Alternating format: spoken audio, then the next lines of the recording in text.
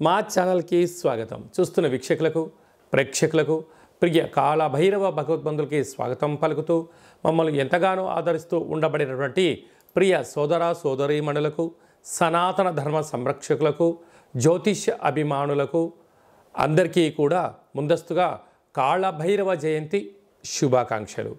అలాగనే మనకు డిసెంబర్ 1వ తారీఖున కార్తీక మాసం ఆదివార అమావాస్య సందర్భంగా అందరికీ ఆ అమ్మవారు, ఆ కాళభైరుడు, ఆ జగన్మాత నిండు నూరేళ్ల ఆయురారోగ్యాలను ప్రసాదించాలని మనసారా కోరుకుంటూ, ఈ వీడియో మీరు చూస్తున్నారు అన్నట్లయితే మీకు ప్రత్యక్షంగా కానీ పరోక్షంగా కానీ కాళభైరవ స్వామికి ఆశీస్సులు మీ మీద ఉన్నట్లే అని చెప్పి గమనించాలి.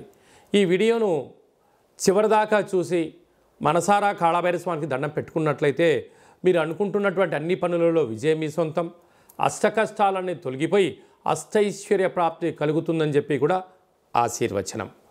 1/12/2024 నుండి 15/12/2024 వరకు ద్వాదశ రాశుల్లో గ్రహ గమనాలు ఒకసారి వీక్షింపచేద్దాం. వృషభ రాశిలో దేవగురు బృహస్పతి శత్రుస్థానంలో సంచారం చేయడము, కర్కాటక రాశిలో కుజ భగవానుడు నీచభంగ రాజయోగ సంచార స్థితి, కన్యరాశిలో కేతు సంచార స్థితి, వృశ్చిక రాశిలో రవి బుధ సంచార స్థితి, బుధాదిత్య రాజయోగము, ధనుసు రాశిలో శుక్ర భగవానుడు, కుంభరాశిలో శని భగవానుడు స్వక్షేత్ర వక్రగమన సంచార స్థితి, మీనరాశిలో రాహు సంచార స్థితితో ద్వాదశ రాశుల్లో గ్రహ గమనాలు ఈ విధంగా ఉన్నాయి.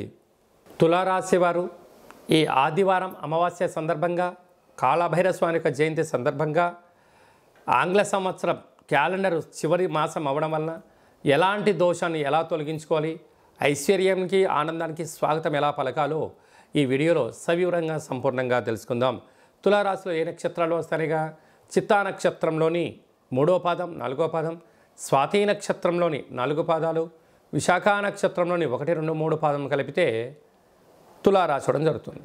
చాలామందికి పుట్టినటువంటి కాల సమయంలో డేటా ఆఫ్ బర్త్లో లేనటువంటి కారణం వలన పేరు యొక్క మొదటి అక్షరాన్ని అనుసరిస్తూ ఆ రాశిని తెలుసుకునే ప్రయత్నం చేద్దాం. రా, రీ, శ్రీ, రు, రే, రో, తా, తి, తు, తే అక్షరాల వారందరూ కూడా తులారాశి జాతకులే. తులారాశి యొక్క అధిపతి శుక్ర భగవానుడు.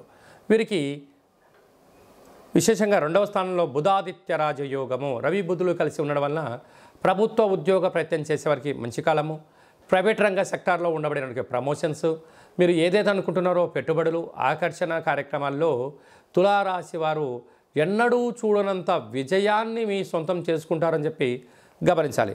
తృతీయంలో శుక్ర భగవానుడు సంచారం చేయడం వలన తల్లిదండ్రుల నుంచి, అన్నదమ్ముల నుంచి, అక్కా చెల్లెల నుంచి, బంధువుల నుంచి, మిత్రుల నుంచి గతంలో మీరు చేసిన మంచి సహాయ కార్యక్రమం వల్ల ఇప్పుడు అవుట్పుట్స్ రావడం, మంచి ఫ్రూట్స్ వలన ధనంతో, అదృష్టంతో, ఆనందంతో మీకు మంచి కాలము అని చెప్పి గమనించగలగాలి. పంచమ స్థానంలో శని సంచార స్థితి ఉండడం వలన పిల్లలు, చదువులు, అభివృద్ధి, కెరియరు, షేర్లు, అలాగనే విశేషమైనటువంటి స్థిరచరాస్తులు కొనుగోలు, క్రయ విక్రయాలు తులారాశి వారి సొంతం. 6వ స్థానంలో రాహు సంచార స్థితి వలన రుణ సమస్య, రోగ సమస్య, శత్రు సమస్య పొంచి ఉండడం, బంధువులని, మిత్రులని, సన్నిహితులని అప్పులు ఇచ్చారా తిరిగి ఇవ్వకపోగా పోలీస్ స్టేషన్లు, కోర్టు సమస్యలు, అనారోగ్యము, వాహన ప్రమాదాలు కూడా పొంచి ఉన్నాయి. అక్కడ అష్టమంలో గురువు. తెలిస్తేనే చేయండి, తెలియలేదు మౌనంగా ఉండండి, లేకపోతే ధనం, సమయం, అనారోగ్యం కొని తెచ్చుకునే పరిస్థితి చాలా అధికంగా ఉంటుందని చెప్పి గమనించాలి. రాజస్థాన్లో కుజ భగవానుడు ఉండడం వలన, నీచం అవ్వడం వలన పై అధికారులు, సహా ఉద్యోగస్తులు, కింది స్థాయి ఉద్యోగస్తులు కూడా మిమ్మల్ని ఒక కంట కనిపెడుతున్నారు.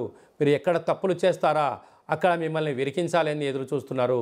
కనుక అసత్య ప్రచారాలకు మీరు బలి కాకుండా ఉండే ప్రయత్నం చేయండి. వీలైనంత వరకు మౌనం, ధ్యానం అవసరము. కనుక రహస్య చర్చలకు, రహస్యమైనటువంటి మాటలకు ఇది సరైన సమయం కాదు అని చెప్పి గమనించాలి.